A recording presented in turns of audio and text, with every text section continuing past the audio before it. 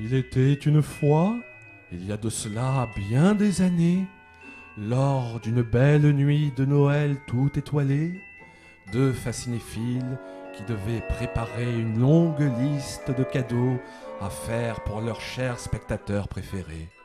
Eh oui, nous revoilà. Belle introduction. Voilà, Ah, merci, je suis assez content. ouais, non, mais effectivement. bien, bravo, bravo. Et donc du coup, bah oui, on se retrouve après. Pour une longue liste de films spécial Noël. Absolument. Voilà, ça faisait un moment qu'on vous avait quitté et on revient pour une occasion toute particulière et avec donc. Pâques.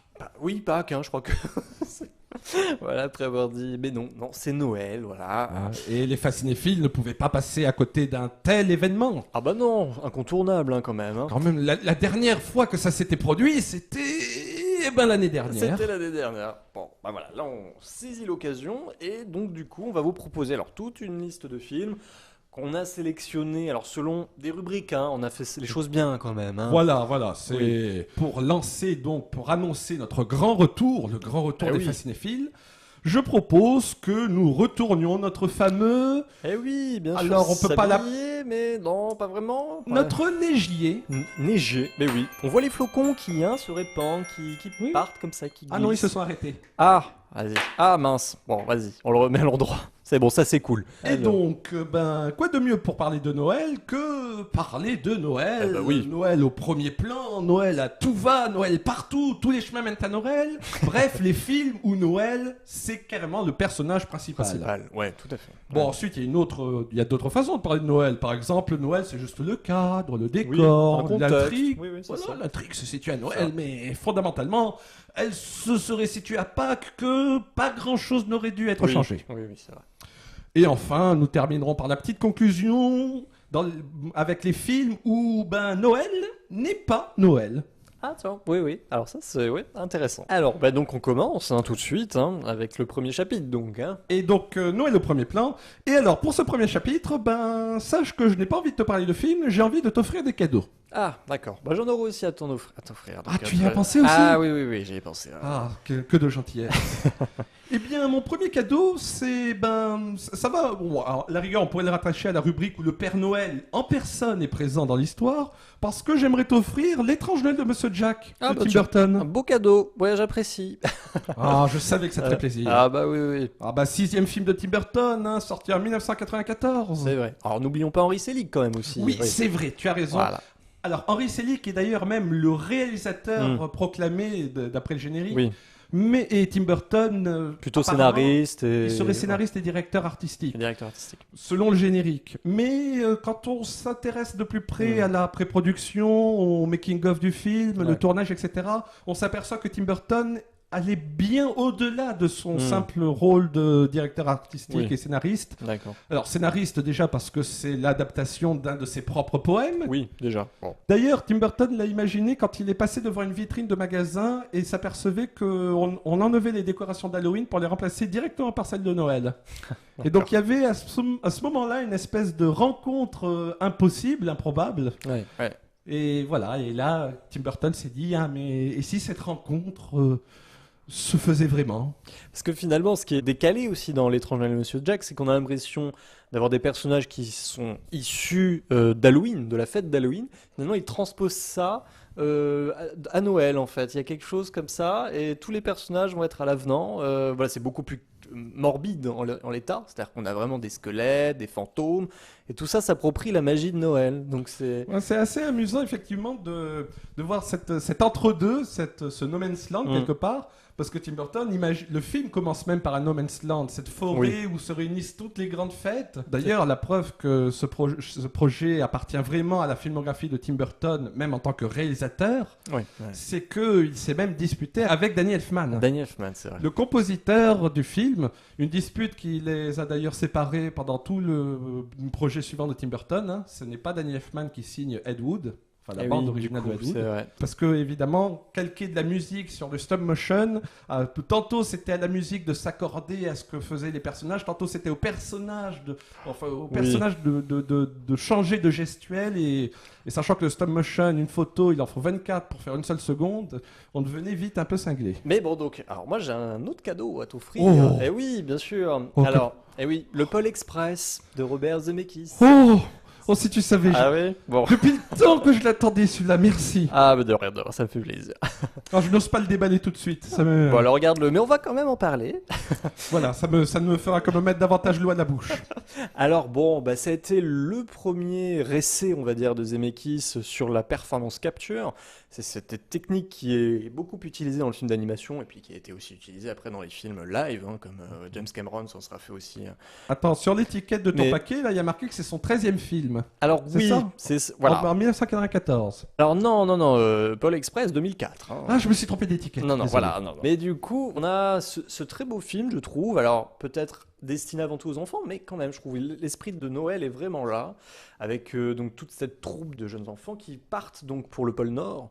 Et dans ce train, vraiment, qui traverse des paysages enneigés, le blizzard, avec mille et une péripéties aussi, moi je trouve qu'il y a vraiment cet esprit d'aventure, cette envie d'explorer, d'aller au-devant, voilà, de l'inconnu aussi quelque part.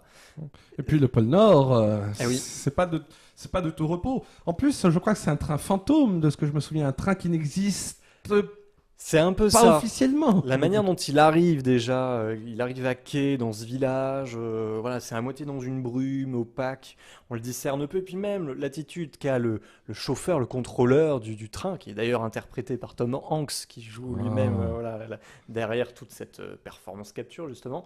Ben, je trouve que tout ça est traité un peu sous un aspect fantomatique. C'est ça qui est assez aussi.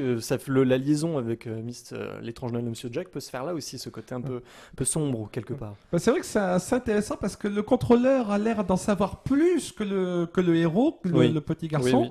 Alors qu'en même temps, il semble aussi ne pas être au courant de tout, être un peu perdu lui-même, être Oui. un peu hésitant, C'est vrai. ne pas tout comprendre. Il y a un aspect au début, on a vraiment l'impression que ce sera presque le marionnettiste, il me semble. Oui, il y a quelque chose. Et ensuite, il redevient presque plus humain. C'est assez beau, et puis oui, toute cette fratrie, hein, ce côté collectif d'enfants qui ont tous un rêve, c'est de voir si effectivement le Père Noël existe, si tout ce mythe-là autour est bien fondé. Et à la fin, il y a une réponse bon, à laquelle on s'attend forcément, mais Bah oui, vu que là, on est dans la rubrique où le Père Noël est présent. voilà, donc voilà, il n'y a pas de mystère là-dessus, mais en même temps, je trouve que dès qu'il apparaît, ce fameux Père Noël, il se passe quelque chose dans les yeux aussi des enfants, c'est beau ce qui capte Zemeckis à ce moment-là, je trouve que... Ouais, donc...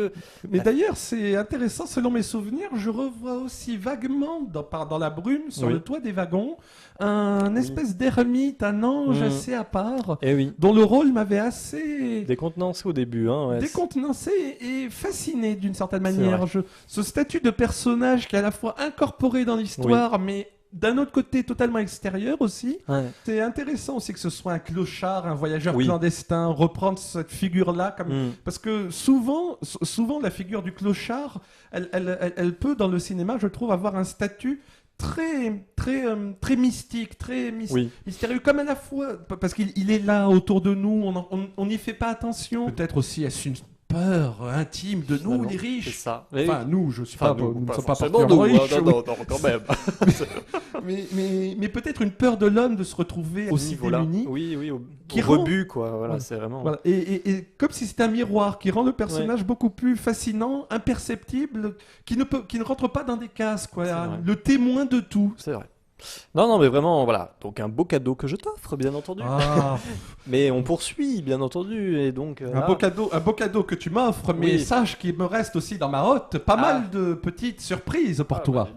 Très bien. Alors, Tiens, bah allez, je t'ai préparé ce petit paquet, les 5 légendes de Peter Ramsey, D'accord, très bien. 2012. 2012. Bon, bah oui, non, mais ça me fait plaisir. Oui. Ah bah j'espère. Sachant que là, il faut introduire une autre personnalité, alors pas forcément de Noël, mais de l'hiver, Ouais. Jack Frost. Jack Frost, oui, le bonhomme de neige, hein, c'est ça. Hein.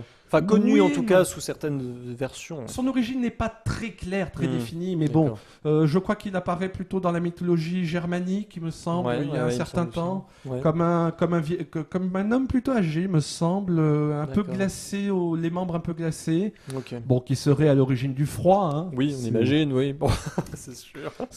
Et là, ce qui est assez intéressant, c'est que il est repris dans ce film, non pas en tant qu'antagoniste, on pourrait croire même encore une fois la figure du mendiant qui se promène de citer un peu le damné, Oui. le Jack O'Lantern pour C'est Halloween. Ouais. On pourrait croire que ce serait un antagoniste. Eh bien non. Là, Ouais. ce n'est ni un antagoniste, ni un vieillard, Hmm. c'est un jeune héros. D'accord. Ouais, non, mais c'est vrai que c'est intéressant de rebasculer finalement, parce que c'est familial, c'est quand même. Voilà, oui, Voilà. c'est un dessin animé et animation. Voilà, oui, oui, non, bien sûr. Moi, je me rappelle, enfin, l'esthétique est assez alors, est moderne, oui, déjà, Oui, oui, voilà. c'est de l'infographie en trois C'est de dimensions. l'infographie, hein. Et en plus, il y a même un style assez punk, j'ai l'impression. Ouais. Enfin, notamment, je pense à un des personnages, Sable, D'accord. Ah, ça me fait penser à... Ah oui, retournons notre Négier. Voilà. pour Merci. l'occasion. Qui n'est autre que le marchand de sable. Ah bah oui, bah voilà. Sa chevelure, donc faite de sable, nous est montrée très compacte en fait. Des Mm. pics de hérisson un Ah peu oui. à la Sonic, D'accord. de manière très, très compacte. C'est Très... Donc c'est un dessin à la fois minimaliste qui donne un aspect moderne d'une certaine Oui. manière. Bon, sachant que même Jack, le fait de l'avoir rejeuni, de l'avoir habillé avec cette espèce de semblant de t-shirt limite, C'est déjà, oui, il y a un côté où on veut s'adresser à un public plus... plus jeune d'aujourd'hui en tout cas. Ouais, c'est ça. Voilà. Même si on garde ce côté mythologie, parce que on voit au tout début, bon, tu l'apprécieras certainement, Mhm. je l'espère, Jack naître dans une caverne à la lueur de la lune. Ah oui, d'accord. C'est Ouais. un enfant de la lune quelque part, Ah, ouais. et il va devoir apprendre à gérer ses propres pouvoirs tout en rejoignant les autres légendes. Ah oui. Qui le voit d'ailleurs un peu au début comme un marginal, hein. Non seulement au début, mais tout le long aussi. Pas Bon, très bien. nous parlions de Pâques, il y aura aussi le lapin de Pâques parmi ces Ouais. légendes. D'accord. La fée des dents. Ah bah oui, la fameuse, c'est vrai. Eh oui, la petite souris. Non mais Oui, bon, bah dans son autre justement, nom. je me demandais, c'est une fée ou une souris? Au bout d'un Faudrait moment, il faudrait savoir, hein. trancher. Hein, C'est faudrait ça. savoir. C'est Bon, sûr. le marchand de sable, Marchand de et sable. effectivement, comment ne pas parler de lui? Ah, Père Noël. Père Noël. Ah, qui fait son arrivée fracassante. Tout à fait. Voilà. Ben, au-delà de fracassante, je dirais... Bienveillante, oui. Oui, Oui, mais importante. surtout ventru. Ventru, ouais, c'est vrai que Voilà. Et pour finir, il y a une légende qui n'entre pas dans le lot de ces cinq-là, parce que pour le coup, ce sera le véritable antagoniste, le bonhomme 7 heures. Ah d'accord. Et j'ai un autre cadeau aussi pour toi. Ouf. Nous parlions de Jack Frost. Eh bien, boum, je Ah t'offre Super Noël 3. Le Ah 3. bah très bien, je suis bah, dis donc, hein, gâté, hein, Voilà. décidément. C'est le sous-titre étant méga givré et c'est réalisé par Michael Lembeck. Bon, bah alors là. Alors, au Canada, ça s'appelle Sur les traces du Père Noël 3, hein, si jamais tu D'accord. t'égares de ce côté-là. Ah bah écoute, C'est- il on me sait tarde jamais- de découvrir ça. Ouais, Voilà, ouais. on sait jamais, c'est pas très loin du pôle Nord. Oui, oui. Alors, c'est un film d'emprise de vue réelle de Disney. Alors, D'accord. c'est pas forcément un grand chef-d'œuvre, Ouais. mais on passe un bon moment devant. On découvre pas mal des légendes déjà abordées dans les 5 précédentes. Oui, oui. Voilà. Et notamment, cette fois-ci, Jack Frost passe de l'autre côté de la force en devenant plus ou moins l'antagoniste, D'accord. qui a ses scènes à lui. Je trouve qu'il a des scènes pas trop mal, mais l'histoire en elle-même est gérée sur un ton beaucoup trop niais, je trouve. Ah, bon. C'est dommage parce que l'acteur Hmm. qui joue L'acteur. Jack Frost, Ah. Martin Short, Ah oui, bah oui, bien sûr. qui a autrefois, en 1999, Ouf, incarné mon rôle, c'est vrai. le Eh, chapelier. Le chapelier. Chapelier, enfin moi-même, mais bon, Oui, ça, oui, c'est bon, notre voilà, histoire. oui, voilà. Ne nous attardons pas Non. là-dessus. Dans l'adaptation, la sublime adaptation que je te recommande à nouveau, Alice au Pays des Merveilles de Nick Willing. Tout à fait. Notamment, tu y retrouveras Whoopi Goldberg ou Ben Kingsley, entre Ah autres. bah oui, un sacré casting, hein, oui, oui. Donc très bien, bah, je reçois fièrement ce cadeau, bien entendu. J'en suis tout aise. Bon, très bien. Alors, bon, maintenant, effectivement, il y a aussi les adaptations de contes de Noël, un peu. Voilà, le Père Noël n'est pas obligatoirement censé être présent pour que ce soit un conte de Noël. Non. Alors là, on va un peu dire au revoir au bonhomme ventru et barbu. Eh oui, bon, forcément, on pense à Casse-Noisette, par exemple. Oui, c'est vrai. Quand même, hein, ça nous vient spontanément, j'ai envie de dire. Voilà, bah, très spontanément, bah, C'est le ça. fameux conte de Alors, Hoffman, Oui, Ernst, je crois, je me souviens plus quels sont tous ses prénoms. il oui, y en alors a lui, pas mal. c'est ça, une appellation assez compliquée, mais bon. les Ernst adaptations- Philipp Ah. Hoffman. Ernst Philipp Hoffmann, oui, tout à fait, c'est ça. Alors, parlons peut-être déjà de la plus récente, et je te laisserai parler des autres précédentes, antérieures. Voilà, moi, on me laisse que les restes. Oui, mais ils sont peut-être mieux que justement cette dernière version qui a ses qualités, fondamentalement, attention, hein, mais effectivement, bon, on commence à comprendre un peu le cheminement à chaque fois de ce genre de film, hein. Donc bon, c'est toujours l'écurie Disney derrière. Alors là, c'est Joe Johnston qui s'y colle, avec la Salstrom, mais... Richard au pays Eh oui. des livres magiques. Eh oui, Joe Johnston, voilà, c'est ça. Jumanji. Eh oui. Jurassic Park 3, bon, c'est différent, mais c'est quand même pas mal. Bon, voilà, mais surtout, Les Richard. dinosaures à Noël. Pourquoi pas? Et donc là, il s'attaque à cette adaptation de Casse-Noisette. C'est pas mal dans l'idée, en tout cas esthétiquement. Voilà, moi je trouve qu'il y a quand même des trouvailles. On sent qu'en plus, il arrive à allier une certaine technique artisanale, j'ai envie de dire.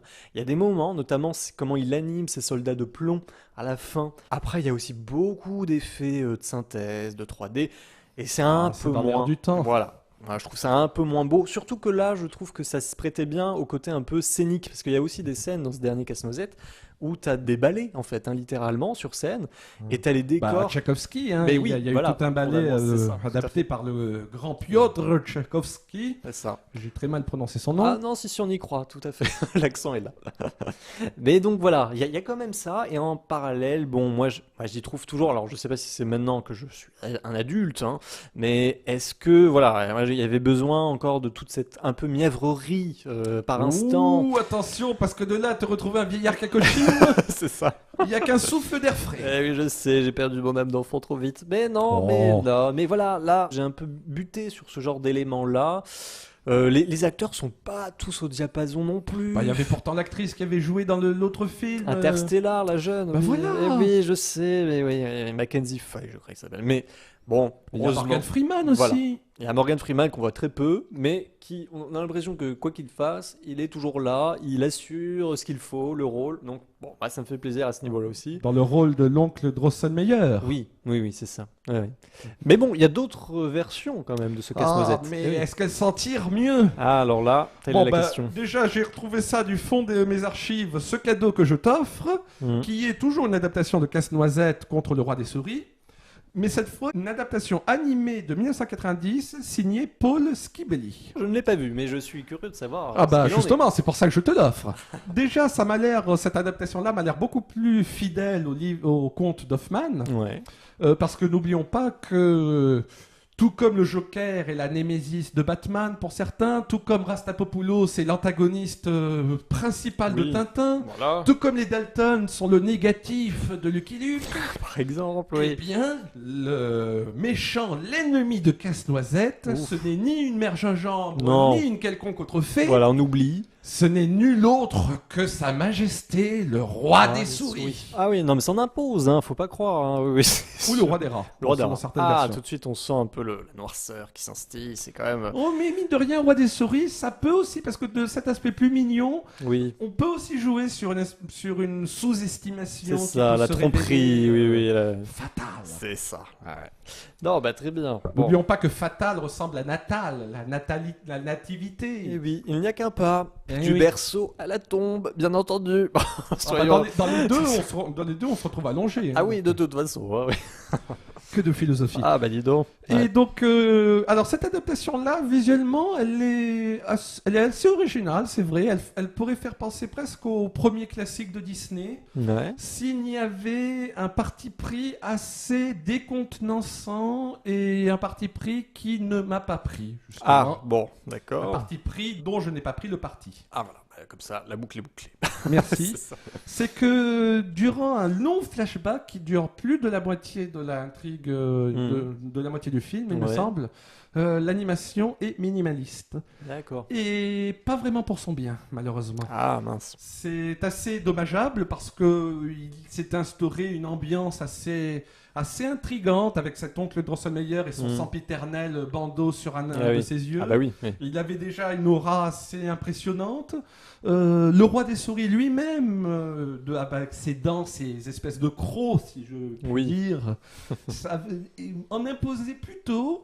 Mais quand on part dans ce flashback, bon, évidemment, il faut être fidèle au conte, mais donc oui, le roi des souris a une mère qui a certains pouvoirs magiques et qui est à l'origine de la transformation du prince Casse-Noisette. Ouais.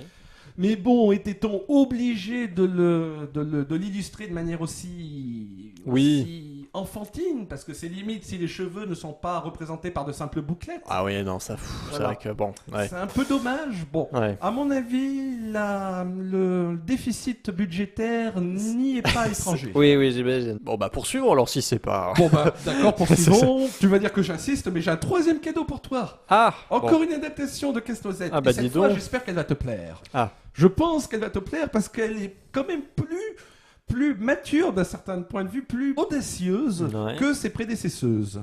Ouf, bon, merci. Oui, très bien. Alors celle-ci est aussi une des moins connues, alors que pourtant elle a vu le jour, elle a vu la lumière de la Chambre Noire en 2010. Ouf, ah oui. Et elle est signée Andrei Konchalovsky. D'accord, bah dis donc. Un film britanno-hongrois. Ah bah avec ça. Eh bien, cette fois, nous avons toujours un casse-noisette, nous avons toujours la jeune Clara, je crois qu'elle s'appelle. Nous avons toujours l'oncle Drosselmeyer, qui ne s'appelle pas Drosselmeyer dans cette version-là, D'accord. mais Albert. Albert. Et nous avons enfin le roi des rats. D'accord. Ah, Cette là, fois, c'est bel et là bien vraiment. Ah bon, voilà. Sauf que ça ne s'arrête pas là. C'est casse-noisette totalement revisité, totalement expatrié de son contexte originel, Eh oui. et cette fois transposé dans la Seconde Guerre mondiale. Eh oui. Une métaphore assez particulière. Donc là, on voit à qui fait référence le roi des souris, enfin, le roi des rats. Voilà, ouais, bien sûr. Et donc, on sent que le discours global, c'est vraiment cette espèce de revisite de cette transposition, mais qu'on veut quand même ne pas trop coller, ne pas faire trop évident. Oui, donc, le roi des rats serait mixte là-dedans, une D'accord. relecture un peu... Ce qui rend le personnage plus agréable d'une certaine manière en tant que méchant. C'est John Turturro d'ailleurs, hein, je crois, qui joue ce rôle-là. Je pense aussi, oui. Voilà. Encore une fois, en dehors de cette transposition chronologique, uchronique, on va dire, eh bien, nous reconnaissons l'œuvre de base, donc l'oncle Albert, avec ses moustaches épaisses et ses cheveux en bataille, oui, bien sûr. qui aime la relativité. C'est ça, Einstein, oui, bah oui, on a compris. Bravo. Mais, quand même. Eh bien, donc on reconnaît à peu près l'intrigue. Visuellement, c'est assez époustouflant. Aussi, le jeu sur les échelles, bon, ça a toujours beaucoup marché dans ce genre de film. D'accord. Où tu te retrouves tout en haut d'un immense sapin où tu vois le ciel de très loin. Bon, je te le recommande. Peut-être que ce n'est pas le chef-d'œuvre du siècle, mais au moins, ça peut être le chef-d'œuvre au moins d'une heure ou de deux. D'accord, bon, bah, très bien, c'est noté. Alors, on enchaîne tout de suite avec la... Qu'as-tu à m'offrir, toi? Bon, bah, on va quand même, oui, La fille aux allumettes. Ah. Oui. Alors, c'est un court-métrage de Disney. Hein. Pourquoi le papier cadeau est en noir et blanc? Eh ben, parce que le film est en noir et blanc, figure-toi. Ah. Eh oui. Attends, mais... Oula, il a dû te coûter cher, il a eu des prix. Il a eu des prix. T'as laissé encore le prix. Tu sais bien qu'il faut pas laisser les prix quand on offre mais un la cadeau. valeur d'une chose doit être visible. Voilà. Là, tu vois à quel point c'est de valeur. Voilà. Donc, c'est vrai. Voilà. Donc, il a eu pas mal de prix, effectivement. C'est ça. Alors, on connaissait Disney, bon, beaucoup plus sur ses longs métrages. Il fait aussi beaucoup de courts métrages. Enfin, l'écurie Disney, on va dire. Et du coup, il nous a offert cette fille aux allumettes. Qui renoue avec... donc, c'était une œuvre littéraire à la base. Hein, Andersen. Andersen, hein. C'est leur deuxième adaptation d'une œuvre d'Andersen. Ouais. Oui, tu m'excuseras, je ne compte pas La Reine des Neiges comme une adaptation. Déjà, ils auraient pu s'abstenir. Enfin bon, c'est une autre histoire. Là, La fille aux allumettes, ça se passe, il me semble, en Angleterre peut-être, non? Oui. Alors, d'ailleurs, dans l'œuvre de base, il me semble en plus que c'était plutôt la nuit du Nouvel An que celle de Noël. Ouais, c'était un peu après du coup. Mais bon, Disney aime bien recycler parce que le Noël, faut dire que visuellement, ça c'est plus reconnaissable que le Nouvel An. Oui, c'est vrai. D'ailleurs, c'est assez audacieux également de la part de Disney d'adapter cette nouvelle parce c'est une des plus tristes et des plus pessimiste, des plus suicidogènes d'Andersen. Ah oui, voilà, d'accord. Ça, une jeune, alors elle n'est pas orpheline, non, mais je crois que elle n'est pas aimée de ses parents ou de sa mère adoptive, je sais pas, qui se voit, ou de son père adoptif, hein, j'avais oublié lui aussi, qui se voit contrainte de quémander dans la rue aux passants un peu de monnaie en échange de quelques paquets d'allumettes. Ouais.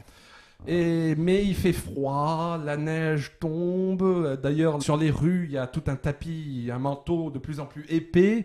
Et elle a froid. Et elle a des allumettes dans la main. Et pour se réchauffer. Voilà. Mais bon. Et donc en craquant une, elle voit dans la fumée, dans la flamme et dans la fumée. C'est vrai que visuellement, ça peut donner des trucs très très beaux, hein, ce principe-là, où c'est carrément la chaleur et la lumière d'une bougie, d'une flamme d'allumette qui fait ressortir tous les fantasmes, les rêvasseries, les rêves même. C'est ça. C'est vrai. Elle revoit entre autres sa grand-mère, elle rêve de grands repas. C'est ça qui est beau, c'est ce côté un peu misère comme ça. Ce côté éphémère aussi du bonheur. Et le bonheur, voilà, qui qui s'évanouit dans la flamme elle-même. C'est cette chaleur-là humaine qu'elle se arrive. transforme même en cendre, quoi. Oui. Quelque part, ce qui avait été le bonheur devient quelque chose synonyme de mort. Oui, ouais, c'est vrai. Et il faut aussi dire que les allumettes, il n'y en a pas une infinité. Eh oui. Et au bout de la dernière, le que bonheur, reste-t-il ? oui, le bonheur s'arrête. Eh oui. Bah dis donc, tu m'offres de beaux cadeaux, toi. T'as vu, bien hein, optimiste. on est dans la joie. Ouais, c'est la joie et bonne humeur. Hein. Mais Ah, bon. là, il y a de quoi danser, il y a de quoi chanter. Ah mais là. complètement. Mais alors bon, poursuivons peut-être sur une note un peu plus optimiste. Ah oui, une note, parce que là, il y a de quoi chanter, là, dis donc, il y a de Eh quoi oui. danser, c'est chantant, c'est... Chant de Noël alors, c'est toute une histoire là aussi, hein, n'est-ce pas? Alors oui, j'en ai d'ailleurs un à t'offrir. Ah The bon. Christmas Carol, donc adaptation... alors, au départ, un conte de Charles Dickens, Oui, tout à fait. Oliver Twist, hein, C'est ça. etc. Ouais. Bon, on connaît plus ou moins la trame principale, hein, un vieillard aigri, Eh oui. qui est un rentier, un créancier, voilà, qui... Avare, hein, totalement. Voilà, qui n'a porte- rien à envier à Harpagon de Oui. Molière. C'est limite le père Fouettard. hein. Mais oui, C'est- mais c'est vu ça. comment il considère tous les autres, son Ah ouais. propre Ah, il est secrétaire. infect, hein, il est infect. Ah oui, C'est il est clair. infect. hein. C'est clair. Mais et en plus, ce qui est très intéressant avec ce genre de structure, c'est que à la fois on la voit venir, on la Mm. connaît, on n'est pas forcément dépaysé, Ouais. mais à la fois on peut l'être parce qu'elle peut se renouveler. D'abord, il y a le fantôme des Noëls passés, donc Oui. on se doute que celui qui va venir ensuite, c'est le fantôme des Noëls présents, et qu'enfin on aura celui des Noëls futurs. Tout à fait. Donc la structure, on la devine. Par contre, là, elle peut nous surprendre, c'est comment va se manifester, va s'incarner chacun de ces esprits. Donc ça attise la curiosité.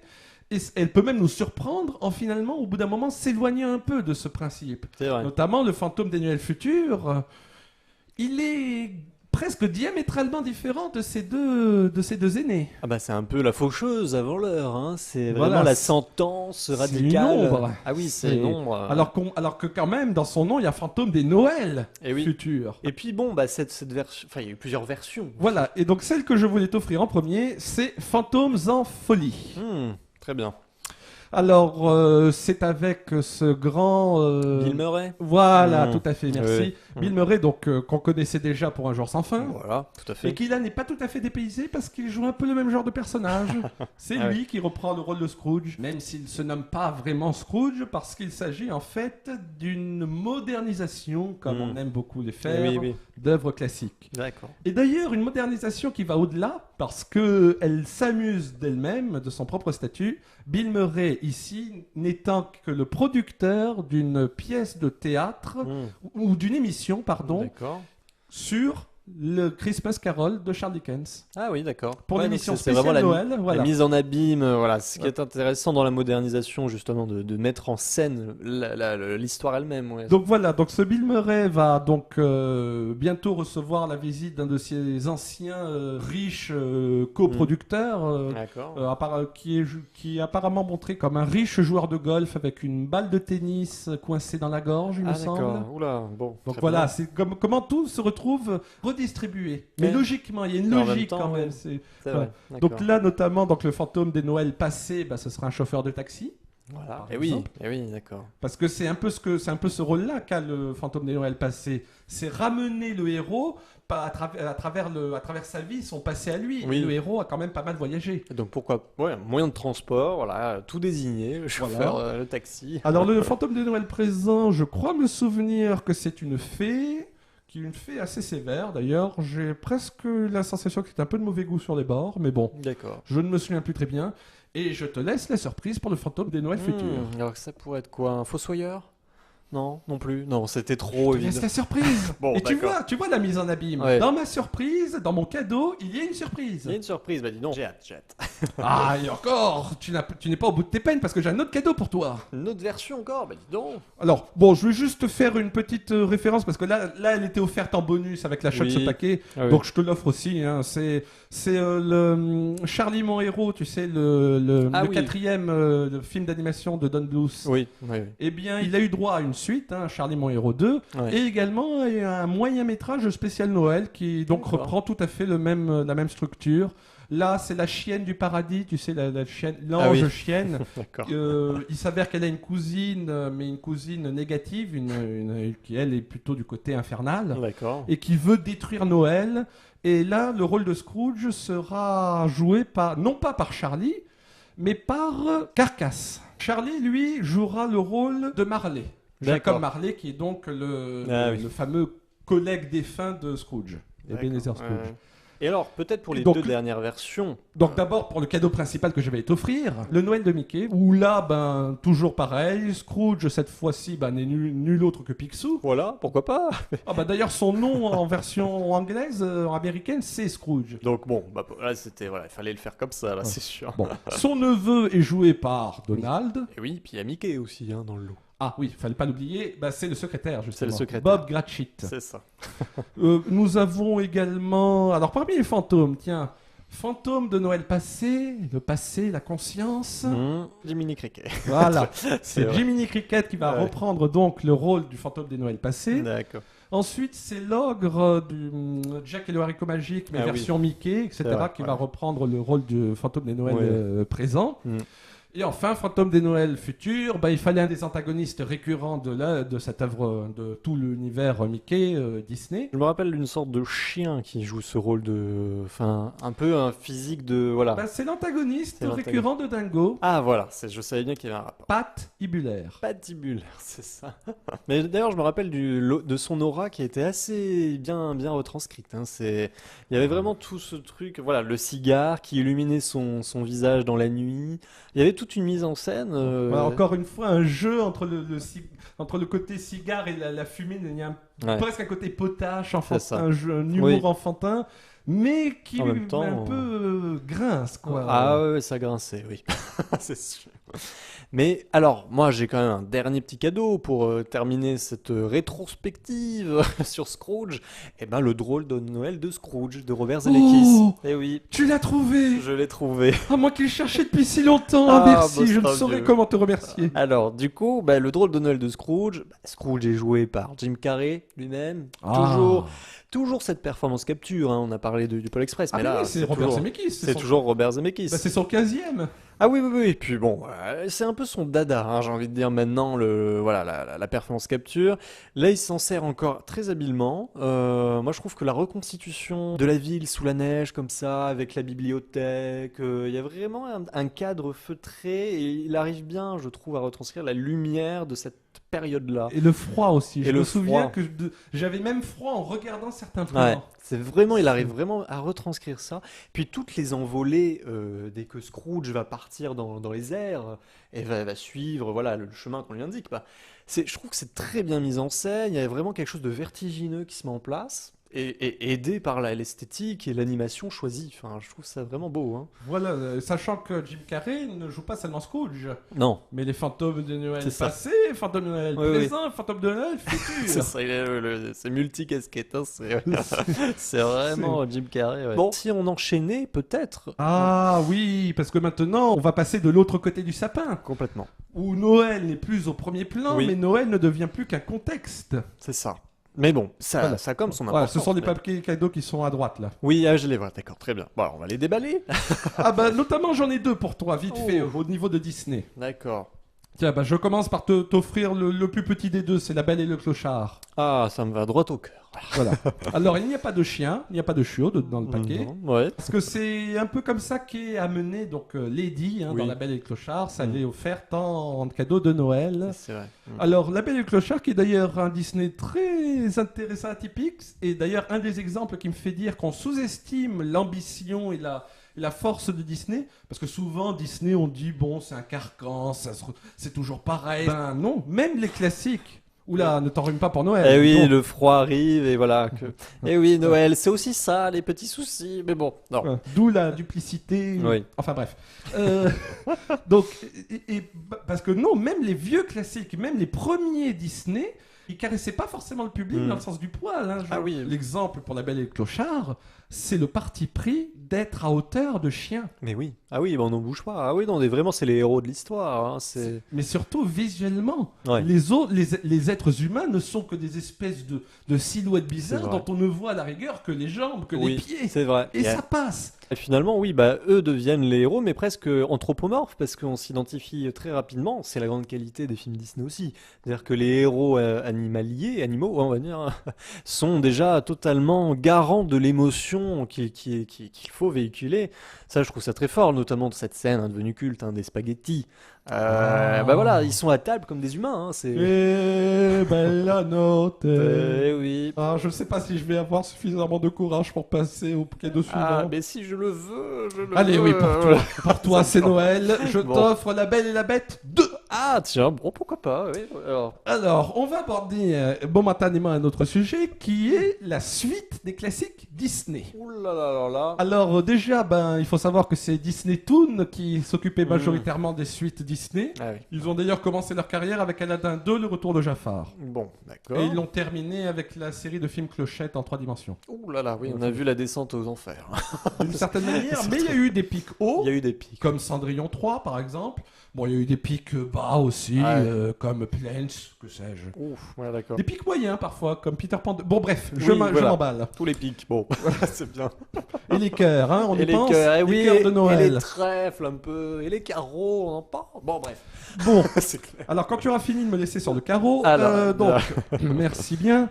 Alors, La Belle et la Bête 2, Ouais. donc, qui est une suite assez particulière parce que ça ne reprend pas les événements après, suivant la fin de La Belle et la Bête. D'accord. Alors, La Belle et la Bête 2, disons que mon point de vue envers ce film est assez divisé. Ouais.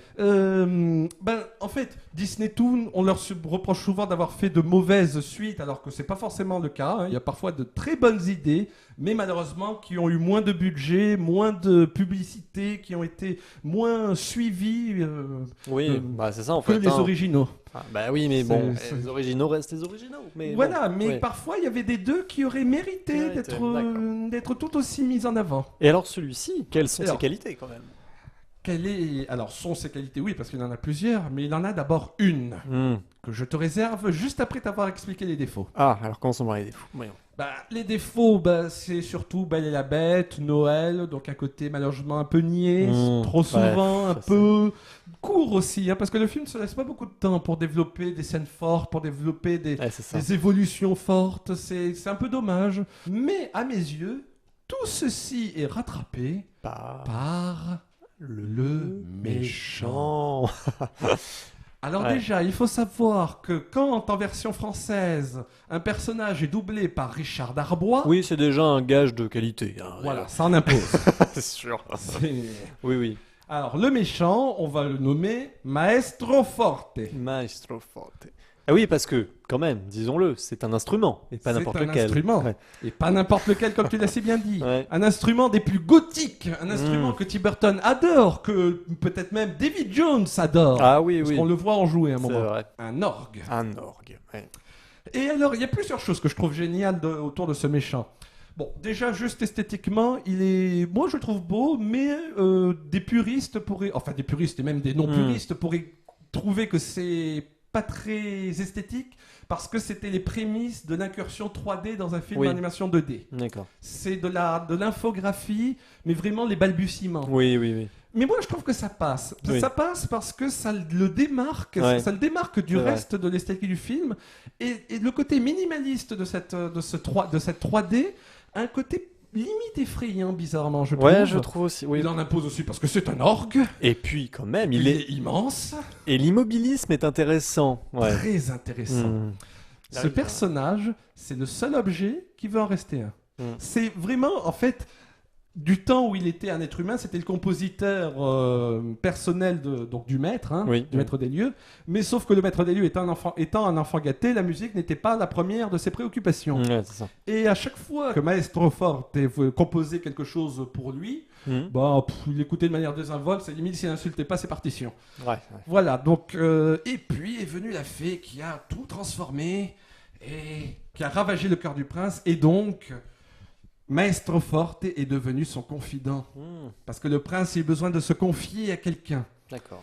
Et c'est pour ça, et seulement pour ça, que Maestro Forte est prêt à abandonner sa liberté, prêt à abandonner la vie, Oui, oui. Ouais, on peut dire ça Pour comme ça. être devant les autres, pour être aux yeux du maître, le principal confident, celui qui limite en sait plus que les autres, qui Ouais. conseille l'éminence grise. Et c'est ça que je trouve très intéressant, Mm. entre autres, c'est que ce personnage-là, ce qu'il a toujours voulu, c'est être remarqué. Et c'est quelque chose que n'importe quel spectateur, que n'importe quel être humain pourrait comprendre. Et il est prêt à sacrifier son humanité pour être devant de la scène. Oui, c'est vrai Et que c'est rien que pour ça, La Belle et la Bête 2, La Magie Eh ben, de Noël, très mérite bien. d'être vue. Bon, bah très bien. Alors, je prends Et ça je, ne te dis- volontiers. je ne te dis même pas encore comment le méchant termine à la fin. Ah non, mais me dis pas. Me dis pas. C'est le seul méchant, je pense, dans tout l'univers Disney, à terminer avec cet état d'esprit-là. D'accord. Bon, très bien. Bah dis donc. Bon, bah voilà. Bah, je crois qu'on va pouvoir alors passer à une autre étape, bien entendu. Ah ben je crois Oui, il me semble qu'il reste maintenant les films en prise de vue réelle. Ils se situent dans Oui. un contexte Noël. Bah voilà, très réaliste donc. Alors on remonte un peu dans le temps, là, hein, quand même, 1935. Ah. Et oui, avec Merlus. Oh, Ah tu oui. l'as trouvé aussi. Et oui. J'ai été faire les magasins nulle part. Eh oui, non, Nulle mais, part. j'ai réussi à le trouver dans une petite boutique comme ça. Ça- Dis-toi que je suis même allé jusqu'à demander à des poissonniers. Ah, Ouais, mais- le merlan, eh etc. oui, le merlan, mais oui, mais oui. C'est comme ça que les élèves de ce pensionnat surnomment leur surveillant, le merlan, Merlan. Merlus, parce qu'ils sont Eh le oui. merlan. Eh oui. Mais finalement, ils vont un peu se tromper sur son compte. C'est ça qui est assez beau. Hein. La morale de l'histoire, finalement, c'est de jamais avoir d'a priori avant de connaître réellement la personne. Donc, et c'est donc un message de tolérance pour Noël. Hein. Ah oui, bien sûr. Mais de toute manière, l'auteur lui-même, c'était quelqu'un de très humaniste. Hein. Oui, Est-ce oui. que tu as déjà vu d'autres films de Marcel Pagnol? Alors de lui-même, non. Je t'en recommande beaucoup, si ce n'est tous d'ailleurs. D'accord. Notamment, Fernandel était un de ses acteurs fétiches. Et en fait, ce sont des films empreints d'une humanité. Ne serait-ce que le film Naïs, où on a le personnage d'un bossu joué par Fernandel. D'accord. Il a de ces phrases, de ces métaphores, où Fernandel disait à peu près que pour sa grand-mère, quand il était petit, sa grand-mère lui disait que les bossus, en fait, ce sont des anges qui se servent de leurs bosses pour cacher leurs ailes. Ah, c'est beau. Bah, je le prends très volontiers, mais... Ah non, je te l'offre, voyons. Ah oui, Ah tu vois, comment ça... je voulais presque reprendre mon cadeau, mais non, je te l'offre. Je te l'offre peux te volontiers. comprendre, mais je préfère le garder. Garde-le. C'est mon cadeau à moi. Non, non, alors, Hercule Poirot. Alors, cette fois, de nouveau un petit cadeau de ma part, ça me fait plaisir. Ah, merci. En plus, tu sais que j'aime Hercule Poirot. Mais oui, mais oui. Donc voilà, là aussi, Le période Noël de Noël. d'Hercule Poirot. Voilà. Oh, bah, alors lui, un enquêteur, détective, de prestige, de grand renom. Et oui. Voilà, et surtout en plus la version avec David Suchet. Ah. Ouh, que je l'aime celui-là. Hum. Doublé en plus par Roger Carrel en français, qui est la Ouais. voix peut-être, je sais pas si d'Astérix par Ah, bah exemple, oui, oui, tout à fait. la voix du chat de Cheshire dans une des versions d'accord. redoublées de Disney. Et donc, alors, Hercule Poirot à Noël, ça donne quoi hein? Dis-nous un peu.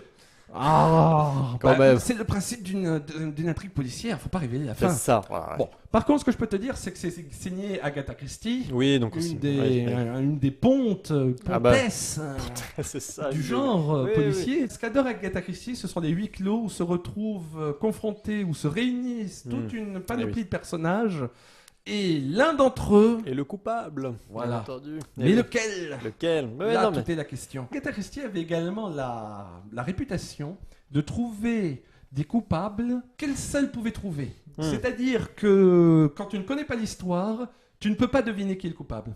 Ouais, Tu ne c'est peux pas le toujours deviner, très- ou alors c'est soit que tu le dis au hasard, ou que tu as triché. Oui, voilà, c'est un coup de chance, quoi. hein, Ouais. oui. Ou alors que tu connais très Oui. bien Agatha Christie, Les codes que tu t'es et voilà. carrément inséré dans son esprit, que c'est toi-même qui as écrit l'œuvre Mais au oui, la travers des mains télépathie, de- ça existe, donc tout est possible. Voilà. Et le coupable dans Hercule Poirot, eh bien, je te laisse découvrir qui c'est, parce D'accord. que c'est encore une fois très bien joué de sa part.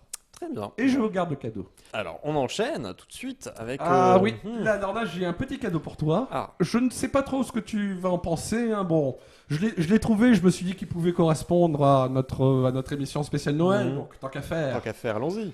Allons-y. Arnaud Desplechin, un conte Ah. de Noël. Eh oui, quand même. Non, mais Arnaud Desplechin, c'est quand même un auteur voilà, qui sait amener du romanesque, souvent dans les films que j'ai pu voir de lui, il sait amener du romanesque dans des histoires un peu quotidiennes, un peu triviales parfois. Et... Oui, et parfois, il le sait moins. je sais moi. Bon, très bien. Alors celui-là, pour le coup, ce serait... Alors, peut-être l'ai-je vu, l'ai-je découvert dans de mauvaises conditions. Peut-être aussi ne suis-je pas le public visé par ce film. Ouais. Peut-être aussi suis-je passé à côté de révélations superbes, sublimes, phénoménales. Ah. Peut-être aussi ne suis-je qu'un humble fou qui... Ah. ça oui, c'est vrai. Mais Alors bon, oui, ça oui voilà. quand même. Hein. C'est quand même, admettons-le. Mais un conte de Noël, fondamentalement, je me souviens d'une émotion particulière qui n'était pas fondamentalement en accord avec Noël, une émotion qui n'était autre que l'ennui. Ah bon, c'est plus ennuyeux, oui, pour le coup. Voilà. C'est vrai. Bon, alors, foncièrement, tu pourrais me dire, on parle bien de l'ennui de Noël. Oui, c'est quand même mieux si on parle de magie de Noël quand même. Oui. Ou si on le dit au féminin. Ou de la nuit, bien sûr. Merci. Voilà. Bon. Parce que, alors encore une fois, un peu comme pour Hercule Poirot, sauf que là, c'est pas une enquête policière, c'est une famille qui se retrouve et une famille apparemment où il y avait eu des cassures, des fissures, Tensions, des ouais, tensions, ouais. voilà. Et quelque part, le concept est intéressant de se servir d'une fête qui prône l'amitié, la convivialité, Pour régler les comptes la et foi ouais, et la ouais. bonne humeur, voilà. Pour réunir une famille dont les membres ne se supportent pas les uns C'est les ça. autres. Oui, oui. Bah oui, sur le papier. Enfin, sur le papier, mais bon, à l'écran, du coup. Hein. Ben, l'écran, surtout quand ça dure 2 heures, au final, 2 heures pour une intrigue qui ne semble pas, a priori, vraiment avancer ou raconter quelque chose. À part, évidemment, les séances chez l'hôpital où on te montre pendant de bonnes minutes des perfusions de sang.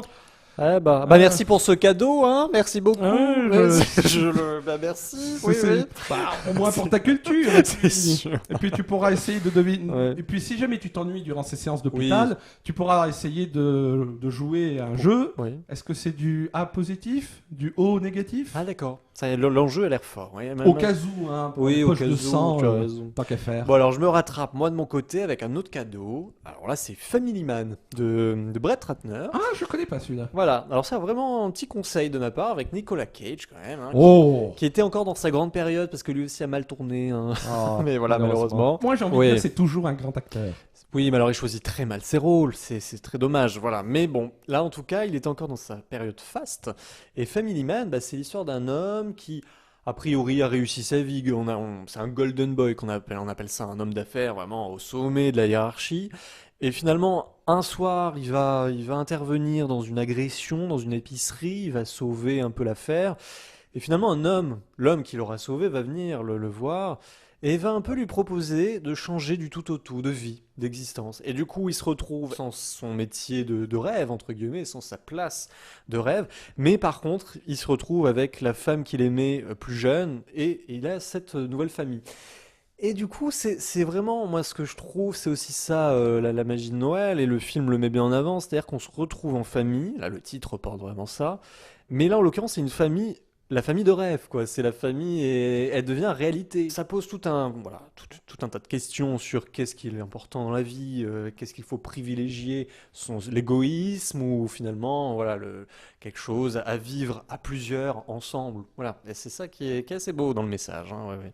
Ah, bah, ça me fait bien plaisir parce qu'en plus, ça a l'air de promettre de très belles scènes. En plus, j'aime bien le statut d'un personnage qui semble flirter entre le fantastique, qui semble tanguer entre Oui. le réaliste, l'extérieur, l'intérieur. Encore une fois, comme le chauffeur de taxi, Bah oui.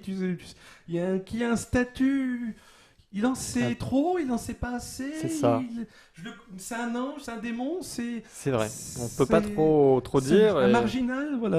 Enfin, j'aime beaucoup ce statut de personnage. Ça peut vraiment donner des auras spectaculaires. Tout à fait. Tiens, bah d'ailleurs, en parlant de spectaculaire, bon, Oui. j'ai un autre cadeau pour toi. Moi aussi, Mhm. je me rattrape. Hein. Ah bon. Maman, j'ai raté l'avion. Ah oui, oui, un classique quand même, hein. Voilà. Voilà, ouais, on va pas se mentir. Bon. Voilà. Alors, de Chris Columbus. Hein, Oui. Si tu as aimé les 2 premiers Harry Potter, bah sache que c'est Ça de c'est lui. pour moi. Bah ouais, bah, très bien. Il a fait en 1990, dis donc. 1990, hein. Et déjà avec, alors on avait parlé de Richard Opédi Le Mot Magique, mais c'est le même acteur, Macaulay Oh. Culkin. Ah oui, comme quoi. Tout... Mais il me semble malheureusement, pour faire un aparté, qu'il a mal fini, non? Ouais, il a un peu mal tourné. Bon, il fait plus beaucoup de films malheureusement, mais là, il était tout pétillant. Et puis dans un film qui vraiment respirait vraiment l'âme aussi de Noël, j'ai envie de dire. Qui répondait presque au fantasme des enfants, Oui. de protéger la maison C'est pour ça. rendre fiers ses parents, pour quelque part supplanter, remplacer presque les parents. C'est-à-dire que oui, la menace venait de l'extérieur, mais en fait, la réelle menace se trouvait à l'intérieur depuis le début. On a l'impression que c'est lui qui va devenir totalement dangereux pour ceux qui l'approchent, Ah au ouais. moindre piège qu'il leur tend. Enfin, ça devient vraiment un spectacle à part entière. Moi, c'est vraiment. Ouais, il y a une inventivité Ouais. un peu à la Bip Bip et Ville Coyote, Oui, il y a des oui, pièges, tout à fait, c'est vrai. Et comment à chaque fois arriver à repousser l'envahisseur. Eh oui. Alors, moi, je m'autorise un petit cadeau personnel pour le prochain. Édouard aux mains d'argent. Voilà. Pour moi Pour toi. Oh, pour Alors là, moi Pour toi, oui, oui. Oh, pour moi Vraiment, oui, oui, pour toi. Oh, bon, je retourne le salut. Allez, retourne dans le neigier. Voilà. Le neigier, oui, t'as raison. Tu vois, je suis tellement ému, je Voilà. sais même plus Ah, l'appeler bon. correctement. Oui, parce que Édouard aux mains d'argent, alors là aussi, peut-être un des meilleurs Tim Burton, hein, on va pas se le cacher. Et Noël est très présent, toile de fond, mais en même temps, l'univers est là. Et vraiment. puis, c'est presque un discours sur Noël, d'une certaine manière. Oui. Bah, le film est présenté sous la forme d'un conte de Oui, Noël. déjà. Donc, c'est vraiment la petite ville américaine, mais qui va peu à peu se recouvrir de neige, avec notamment ces sculptures de glace que façonne Édouard Main d'Argent. C'est magnifique. Hein. Et je me souviendrai toujours de cette scène absolument sublime que j'aurais presque envie d'intituler l'idée, la naissance de l'idée. Si tu me demandes comment je représenterais l'idée, la naissance de l'idée, bah Ouais. d'ailleurs demande-le-moi. Alors comment tu verrais la naissance de l'idée? Voilà, je symboliserais la naissance de l'idée. Je prendrais un morceau un gâteau en forme de cœur que je superposerais face à un mannequin. En fermant les deux yeux, Ouais, que ouais, tout à la fait. perspective C'est une s'accorde très à belle mon- idée, ouais, non, c'est vrai. Ouais. Mais finalement, ce qui est très Mais c'est tellement beau, beau. aussi, c'est que finalement, cet inventeur-là, qui est joué par Vincent Price, Ah. c'est le cadeau qu'il fait, qui serait presque un cadeau de Noël, bah, c'est Edouard. Il fait ce cadeau aux habitants de cette ville-là. Il lui donne la vie, oui. Et voilà, et donc le village retrouve un peu aussi du sens, presque une sorte de raison d'être. Il retrouve une vie, une il retrouve véritable une vie. histoire Voilà. à raconter. C'est ça. Et en même temps, l'ironie de tout ça, c'est que finalement, Edouard, ayant des mains de ciseaux, ne peut finalement aller au contact réellement des gens, et sans les blesser. Donc il y a une sorte d'impossibilité aussi de faire totalement ce qu'il voudrait faire, serrer les gens, être auprès d'eux. Enfin bon. Donc c'est oui. Donc, toute une histoire de cadeaux, effectivement. L'inventeur qui offre Édouard au village et à la vie. Ouais. Et pour lui, ses mains de ciseaux portent en elles, d'une certaine manière, non seulement le deuil, mais l'absence, le manque de son père. Oui, L'aspect orphelin Ouais. se tient dans ces mains-là. Ouais, c'est vrai que C'est- c'est très très beau. Je trouve qu'il y a un aspect, et c'est pour ça en plus que ça coupe, que quelqu'un qui est un orphelin qui a souffert, qui a abandonné, il peut blesser malgré lui. J'y vois presque une espèce de Une lecture revanche à ce aussi niveau-là. un peu presque Une revanche involontaire. inconsciente, Voilà, mais presque par quelqu'un qui a souffert, il se montrera souvent parfois malgré lui plus colérique, plus Ouais, c'est coupant, ça. plus tranchant. Eh oui, c'est le cas de le C'est- dire. Et puis ces êtres marginaux, il les affectionne beaucoup, on le sait, et notamment dans les deux prochains qui arrivent. Eh oui. Ah, les deux prochains. Ah, non, là, tu devais pas. Je J'avais ne dit que tu devais pas. Ah, si, je devais. Il est interdit de regarder les cadeaux des autres avant qu'ils Je se soient sais, offerts. oh, mais je suis trop pressé, que veux-tu? Pourquoi t'as ouvert la boîte? Je les avais préparés pour la fin. Oh mince, bon, mais non, mais bon. Alors, Bon, bah tu les as vus, Je mais les ai ça vus. sert plus à rien de oh, mais faire le c'est pas grave, suspense. la mais bon. surprise est quand même. Voilà, bon, bah je t'offre aussi du Tim Burton par le biais de 2 Batman. Ah, ça j'aime bien. Voilà. Ah, Surtout quand le numéro 2. Mais le 1 ne me plaît pas non plus. Mais le 2, vraiment, quel chef-d'œuvre. Le 2 viendra après le 1, Bon, si tu le permets. alors, allons-y. Alors, Tim Burton, bah, faut savoir que Tim Burton, l'hiver, la neige, Oui. si l'hiver a été inventé, limite, c'est pour Tim Burton. Oui, je Presque. crois aussi. Ouh là là, tous les Dis donc. superlatifs qu'on peut faire. Ouais, Burton, là, il en tient une couche. Hein. On y va. De neige. De neige. De neige. Bien entendu. Bon. Alors, Batman, donc, qui n'est pas la première adaptation filmée Non, de Batman. ouais. Il y a auparavant eu des séries télévisées, notamment Oui. celle de 1966 avec Ouais. Adam West. Il y a eu aussi donc le long métrage tiré de cette série télévisée. Ouais. Et enfin, Tim Burton est venu. Eh oui. Donc c'est son 3e film, hein, juste après Beetlejuice. Oui, donc déjà, on se dit qu'il y a quelqu'un derrière la caméra. C'est Voilà. pas n'importe qui. Hein. D'ailleurs, c'est très amusant, je sais pas si tu te souviens, mais ça commence avec... alors ça, c'est un clin d'œil surtout aux connaisseurs du comics. Ça commence avec un pied de nez aux amateurs du comics, aux connaisseurs du comics. Ouais. Parce que au tout début du film, souviens-toi, il y a un couple qui sort d'un cinéma avec leur enfant. Son enfant, voilà, un père, une mère et un fils qui ont l'air riches. Et les connaisseurs du comics se disent attention. Voici Brucey. Eh oui. Faites attention, ne prenez pas la ruelle. Non, pas la ruelle. C'est clair.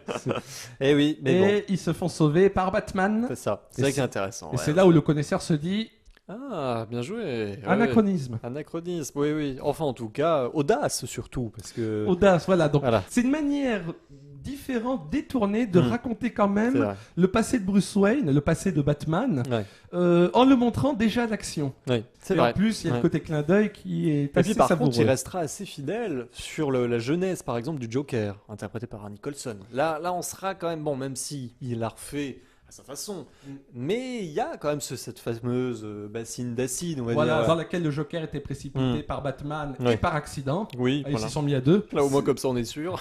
C'est donc le Joker, qui dans cette version, alors là, c'est là où ça m'a énormément déplu. Bon, je pense que toi, tu pourras passer outre, mais il mutile une femme prénommée Alicia, et ça ne se fait pas. Ah oui, alors là, c'est fini. Là, la rupture est consommée. Bon, mais le reste du film est tellement génial que j'ai pu passer outre. Bon, très bien.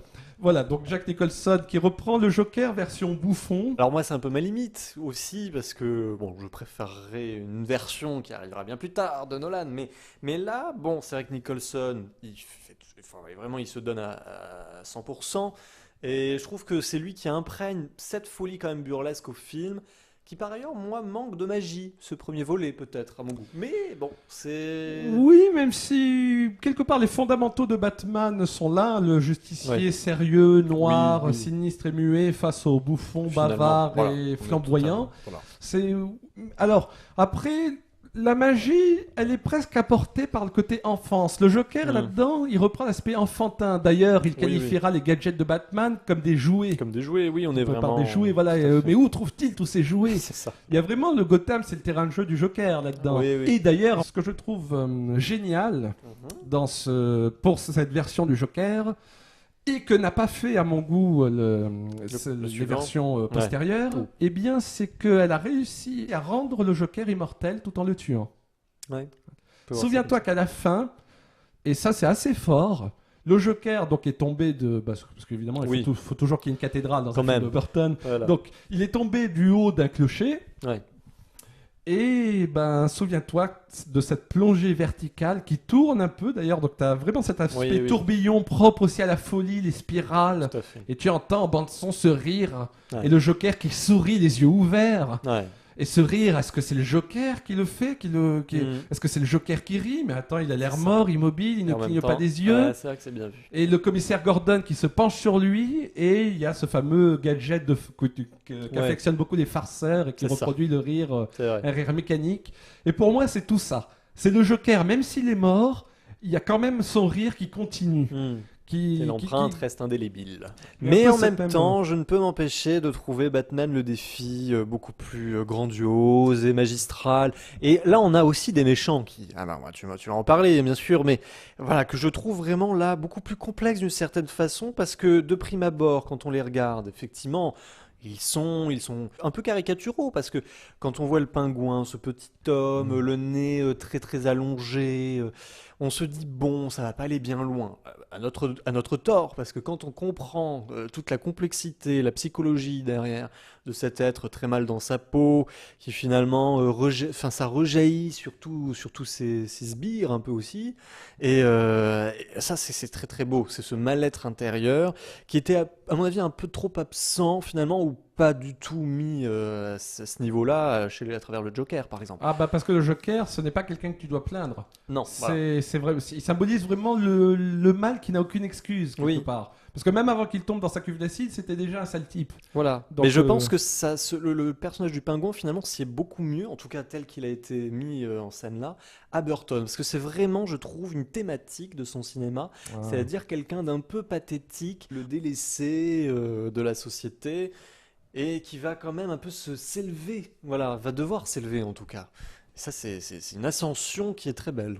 C'est aussi un enfant, d'ailleurs c'est amusant de voir que d'un épisode à un autre, on visite une autre facette de l'enfance. Ouais, Le Joker, c'est l'enfant qui casse ses jouets, le Mm. Pingouin, c'est l'enfant non aimé. Oui. Et d'ailleurs, Tim Burton s'amuse beaucoup, c'est d'ailleurs délectable, délicieux, entre la parodie, l'auto-parodie presque, Ouais. et la gravité. Oui. N'oublie pas que le pingouin, la première chose qu'on le voit faire au tout début du film, c'est attraper un chat et le manger. Oui, donc déjà, bon. Depuis son espèce de Ça. berceau-cage. Ah oui. Il n'a plus rien d'humain tellement. Hein, c'est- Quelque part, de toute manière, Tim Burton adore les humanimaux, comme C'est il ça, appelle. oui. Humains-animaux. Ouais, ouais. C'est... Et voilà, et donc le côté qu'ils prennent un chat qui s'approchait trop près avec le miaou, ça fait C'est presque un aspect, cartoon. Ah bah oui, Cartoon complètement. de Ouais, ouais, Texas tout à fait. Beat, tu vois. Ouais. Et même à la fin, je veux dire, il arrive quand même, Tim Burton, à nous faire ressentir quelque chose, Ouais. à rendre grandiose et pesante une scène où tu vois des manchots avec des fusées dans le dos. Mais c'est ça. Oui, c'est quand même. Ça aurait pu être totalement ridicule et finalement il en fait. Non, mais la scène de Pingouin version Patton, tu sais, qui fait son discours bien C'est ça. patriotique Oui, oui. à toute son armada de manchots, Eh oui. qui l'écoute religieusement. Ah oui, mais Non, bon. non, mais tu vois, ça sur le papier, là, le producteur, il se fait interner à l'asile après. Mais bon, il y a le pingouin, mais il faudrait pas oublier Catwoman aussi, parce que Une autre humaine animaux. Ah oui, parce que moi je trouve qu'elle a droit aussi à des scènes absolument géniales. Enfin vraiment, notamment la scène où elle pique sa crise dans l'appartement. Alors là, Voilà, on c'est vraiment... passe du côté obscur du chat. C'est ça. Vraiment. Et puis je trouve que vraiment, elle aussi, c'est une façon de prendre sa revanche, parce qu'elle est complètement maltraitée par son patron, voilà. Et là, le fait, il y a aussi cette très belle scène où elle s'écrase donc au pied de l'immeuble d'où elle est jetée, hein, et tous les chats arrivent sur elle, et Il d'un y a coup, quelque chose de presque fantomatique, mais horrifique. ouais, C'est presque ouais. une scène d'horreur. Ah quoi. oui, oui. On s'apprête même à voir un démon, enfin un C'est ça. démon. C'est Oui, mais quelque part, on est Mhm. dans une imagerie, oui, assez terrifiante, hein, enfin, l'impression presque d'une secte. Est-ce que ce sont vraiment des chats? c'est ça. C'est Ah ouais. Alors, on parlait d'un petit côté horrifique, hein, voilà. Alors, je te propose qu'on entame le Noël qui n'est pas Noël, voilà. La oui. noirceur derrière la lumière. Oh, ça. la cendre sous la Ouais, neige. exactement. Et donc, Silent Hill. Non, pardon. non, alors je me suis non, emballé. non. Je me suis emballé comme les cadeaux. Voilà. Alors, on va les déballer tout de suite. C'est 3 cadeaux que je t'offre. Voilà, le final. Oh. Voilà. Et oui, je voulais le bouquet. Voilà. Et le- Pas avec le bouquet, ça fait 4. Ah oui, 4 avec le bouquet. Mais donc, alors, Gremlins déjà de Joe Dante. Oh, merci. J'en avais entendu parler, on m'avait dit Mm. beaucoup de bien. Oui, c'est quand même. Alors, c'est devenu un petit classique, hein. Produit par Spielberg. Il faut savoir que Gremlins. Bon, alors, c'est quoi? C'est l'histoire de. Voilà, aussi d'un enfant dans une famille. Et il se voit offrir comme cadeau un petit. Oui, on va dire ça, un mogwai. Ça, ils appellent ça comme ça. Une sorte de petit lutin poilu. Bon, enfin, c'est un peu particulier. Alors là, on est dans le côté finalement positif. La bête qui se familiarise avec l'enfant. Tout se passe bien. Bien sûr, Mogwai là n'est pas seul dans l'histoire. Et il y a toute une armada de petits gremlins, hein, voilà, on va les appeler aussi comme ça, qui viennent un peu s'insinuer là aussi dans leur histoire. Et donc, ça vire un peu là à l'horreur. Et c'est ça qui est intéressant, c'est qu'on est à la fois dans un spectacle familial et qui bascule avec vraiment des saillies horrifiques. Et en même temps, tout ça se tient. Donc, il y a un vrai équilibre, quoi. Mais il n'y a pas une histoire de nourriture, le fait de manger, ça les transforme? Alors oui, tout à fait. C'est très fidèle à l'esprit du conte, à la nature même du conte. Il y a des règles comme ça qu'il doit respecter. C'est-à-dire que quand il lègue à l'enfant donc ce mogwai, il y a déjà, voilà, il doit respecter un certain nombre de conditions parce que sinon ça peut vite dégénérer. Mais donc à conseiller vraiment un bon esprit et donc dans le même ordre d'idée, Krampus, beaucoup plus récent, de Michael Dougherty. Alors Krampus, c'est encore l'histoire d'une famille donc pour le réveillon de Noël, ils se retrouvent. Là aussi, hein, on sent qu'il y a des tensions, ça va pas forcément bien entre tous. Et en fait, le petit garçon de la famille en a tellement marre de fêter Noël tous les ans qu'il fait le vœu que ça s'arrête, que Noël s'arrête, qu'ils arrêtent de le fêter. Et bien sûr, Krampus, qui est une créature millénaire, va entendre son souhait et ne va pas beaucoup apprécier. Et il va intervenir, il va faire son apparition, et ça va très mal se passer. Et voilà, il va essayer de corriger le petit enfant qui a voulu l'éradiquer de quelque... Ah, serait-ce le nom de code du père Fouettard, ce Krampus? Et voilà, quelque part, il y a de ça. Oui, oui. Donc, c'est encore une autre façon. Alors là, c'est encore plus ouvertement horrifique que Gremlins, mais avec beaucoup d'humour aussi en même temps. Donc, cet entre-deux-là. Donc, on est dans l'héritage, voilà, de Joe Dante aussi avec ce film-là. Et je terminerai avec le troisième cadeau. Alors là, qui nous vient du Grand Nord, de la Finlande même. En parlant de boucle bouclée, commencer notre déballage de cadeaux en parlant du Père Noël incarné, Eh oui. du Père Noël présent même dans l'histoire. Eh bien, je crois que ton dernier cadeau, ben, il boucle la boucle. Tout à fait. Le Père Noël là, il est même en plusieurs exemplaires en fait. Donc Père Noël les origines, alors film donc finlandais comme je le disais par un réalisateur qui a pas encore fait énormément. C'était son premier film, il en a fait un deuxième. Moi je trouve que là il y a une patte encore, une sorte d'humour mais là beaucoup plus noir, beaucoup plus. Faut aller le chercher l'humour, mais il est là. Et c'est encore une fois l'histoire d'un petit garçon, décidément, tous des petits garçons, qui... alors là, il retrouve un Père Noël, un homme en tout cas, à ce moment-là, on ne sait pas vraiment qui il est, dans un bloc de glace, un peu à la façon de The Thing de John Carpenter, où on retrouvait voilà, une chose venue d'ailleurs. Là, ou alors les mammouths qui ont survécu autant. c'est ça.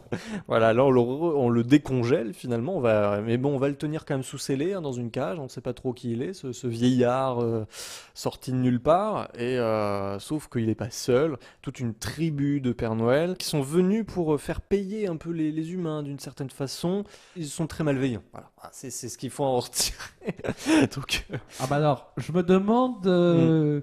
Qu'est-ce qui se passe quand c'est le Père Noël lui-même qui n'a pas été sage durant l'année ouais, pour les cadeaux? est-ce qu'il se corrige lui-même? Alors voilà, on s'est gâtés l'un l'autre pour cette spéciale Noël. Quand même, j'espère que vous avez pu aussi prendre en note de certains de ces cadeaux-là. Voilà, parce que ces cadeaux n'appartiennent pas qu'à nous. Non, nous non. vous les offrons aussi. Ce sont des cadeaux universels. Bien entendu. Bah oui. Donc nous on est très fiers en tout cas de vous avoir fait partager ces belles découvertes ou redécouvertes peut-être, mais ou redécouvertes, oui, parce qu'on peut les regarder tant qu'on veut. Et donc on vous fait encore un très joyeux Noël, bien sûr. D'abord, on se souhaite un joyeux Noël. Alors, joyeux Noël. Joyeux Noël, mon cher Geoffrey. Mon cher Vivant.